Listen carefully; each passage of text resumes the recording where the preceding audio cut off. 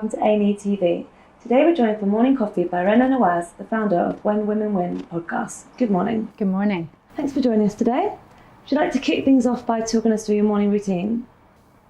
Morning routine. I'd like to say I have a routine, but I don't, except for having to rush my kids to school. So my mornings, I feel rather harassed. And it's more like, come on, get dressed, brush your teeth, out you go, and off to school. So I start to decompress around 8:30, and I launch straight into work. And what pushed you to start a When Women Win podcast? Two things happened around the same time. On the one hand, I'd been in the corporate world for a very long time, so 17 years in all. And I realized that women in middle management lacked role models at the top.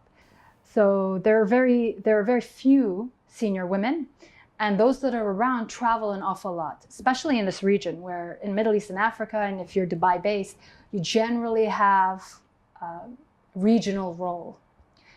And so this is something that was niggling for some time, for many years actually, since I started leading the GE Women's Network in 2011. So this became a big thing at the back of my mind, is this lack of role models, this lack of female role models. So when women look up and they don't see someone who looks like them, sounds like them, or has achieved what they want to achieve in life, it gives you that feeling that you can't make it. It's not meant for you. So that's something that I wanted to change. So there was that going on. And then in July 2017, I came across a book that really blew me away, which was a book by a professor at Harvard, and it was called What Works? Gender Equality by Design. And the reason it blew me away was I'd been wondering for many years why we hadn't progressed on gender equality in the workplace. Because when I started my career 19 years ago in London, this was already on the agenda. People were already talking about how we needed female mentors and sponsors, and there were so few women at the top, and we needed to fix it. So this has been going on since I started my career 19 years ago. And I look up and I'm thinking, well, the needle hasn't really moved. Why is that? And I've been wondering again for years. And then I came across this book, which was a huge light bulb for me, because basically what it said was, yes, we've identified the right problem, which is unconscious bias and the way it pervades every step of the corporate process and pushes women out of the process. And so we've identified the right problem, but we've given it the wrong solution. So over the last couple of decades, what corporations have been trying to do is solve unconscious bias and take people and say, hey, you have unconscious bias, and we're going to give you a 1-day or 3-day training and change your primal wiring. Obviously, that doesn't work. So what Professor Bonet advocates is circumventing unconscious bias by changing corporate processes. So this book had a massive impact on me, and I really wanted to interview the author. And I needed a rationale.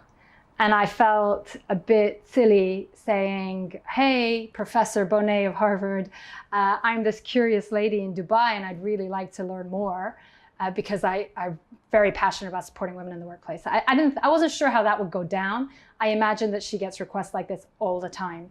So I needed something bigger. And so I decided I needed a podcast. And so when I emailed her, I said, hey, Professor Bonet, your books really moved me. I have a podcast in the Middle East. Would you mind being interviewed for it? And she said yes, and I couldn't believe it. I was so happy.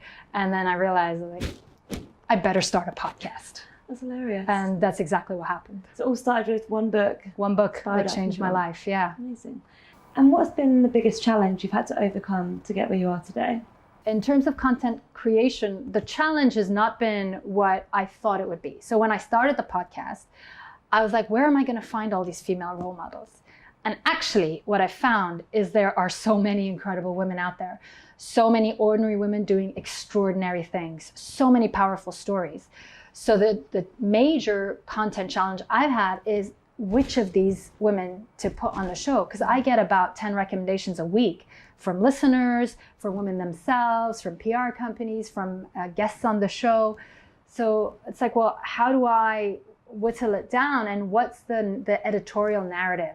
So now I've kind of corporatized, and I've got a strategy in place and an editorial line, and now it's to help me decide which of these incredible women, because for everyone that comes on the show, there's at least 10 amazing ones who could have. And why is the medium of podcasting one that you chose to go down and one that you find useful? Podcasting is growing globally at a massive rate. And the reason is it's a great secondary activity.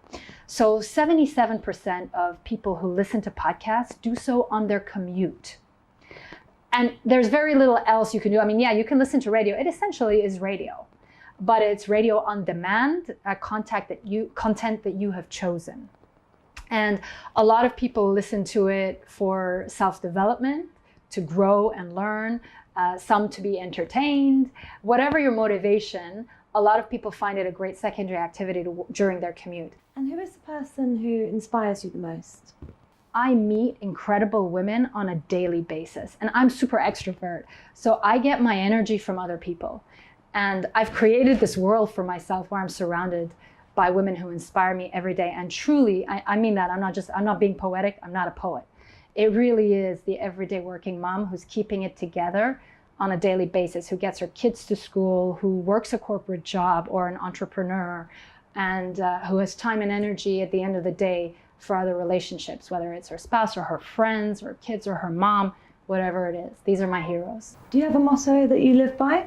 Yeah, it's funny you should say that. I created it not too long ago. I think when I started my Instagram account, I decided I needed a motto. So my motto is look good, work hard, be kind, have fun. Okay. And what do you say no to? I say no to a lot of stuff. A lot of stuff that I'd really like to do as well. Saying no is never easy. I don't think it's easy for any one man or woman. But it's really important. And I realized this because I had a circumstance in my life where I got really ill and I had to come back from it. And one of my big ahas, or one of my big learnings from that experience, was that I have to do less. Mm-hmm. And I don't always do less. I'm not perfecting this at all. It's something that I'm working on every day. But there is no other way to conserve energy. And I really have to, not just me, everybody needs to manage their time and energy, time being our most precious resource. And so I have to say no.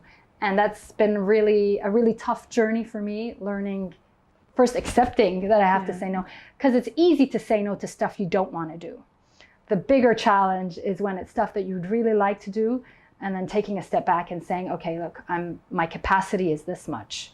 And so I'm just going to have to say no. And communicating that to people you like is really hard. Are you reading a book at the moment? The book is called Brave, Not Perfect. And it's written by Reshma Saujani, who's the founder of Girls Who Code in the US. And it's a really important book that I think everybody on the planet should read. Wow. And I don't say that lightly. And the reason is, I work a lot with supporting women in the corporate world, in the business world, later in life, so in their 30s. The challenges we face in the workplace start from our infancy. Well, maybe infancy is strong, but they certainly start from our childhood. Mm-hmm. So from a very young age, we encourage our boys to be brave go-getters. And we reward our girls for being pretty and perfect. And this obsession with perfection plagues us for the rest of our lives. And we start being less brave. And we stop sports that we're not really good at, or we drop subjects that we don't excel at, because we, as in society, has always rewarded little girls for perfection. And this is really dangerous, and this is a real constraint on women thriving in business. So I'd love for everyone to read the book so that we understand where this disease comes from, and we can start to address it consciously. Okay, and this will be our last question for today. How would you like the world to remember you? I'd like to be remembered for achieving my mission. My mission is to help women thrive.